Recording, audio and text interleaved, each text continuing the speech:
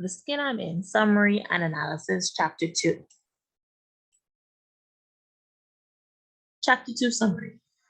With hopes of avoiding John, Malika attempts to skip fifth period. While in the hall, Malika witnesses Charlie's first interaction with Miss Sanders, the new English teacher. As the readers, we are given more background information about Charlize and insight to her personality. In chapter 2, we are also introduced to Ty, the math teacher.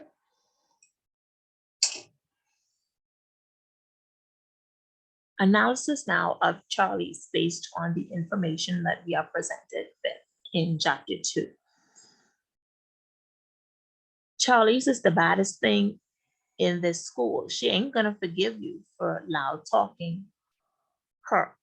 Now, this statement is made by Malika in response to the interaction between Miss Sanders as well as what transpires within that interaction. So this is what Charlize's social status is within the school. She's considered one of the baddest persons. So we can assume that she's also well. But based on the information that we're given, we're going to just assume that she's one, disrespectful. And here's why. I ain't looking at that face 45 minutes every day. For us, even if that's something we're thinking, we would not necessarily say it because we know that there are certain guidelines and certain rules as to how we should behave and interact with adults. So we're going to assume that Charlize is disrespectful. And later on in the text, we will learn or try to figure out at least why she is the way that she is. And 2, we're going to assume that she is fast in Bahamian terms or brazen, right? And here's why. 2, a girl leaning against the wall with a boy sucking on her neck. So certain things are considered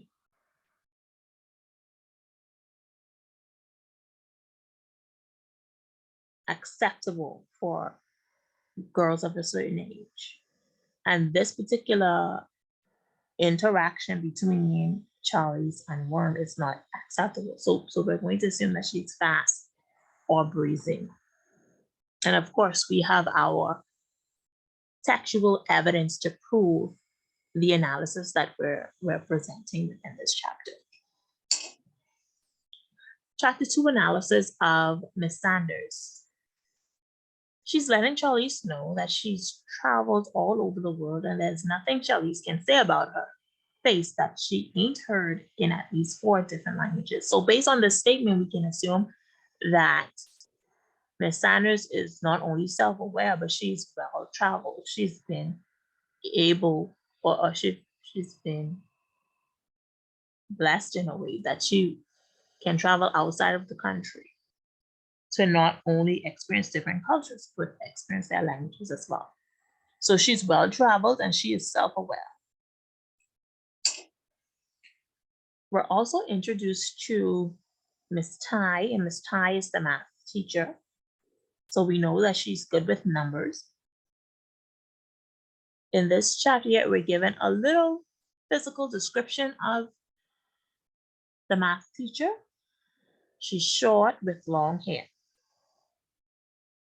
And then based on the additional information that we're given, we can assume that she's flexible. So she stands at the blackboard with one leg leaning on the other, like a flamingo. So this statement suggests to us that she's flexible. Thank you so much for watching the summary and analysis of chapter 2, and I hope that you found this information helpful.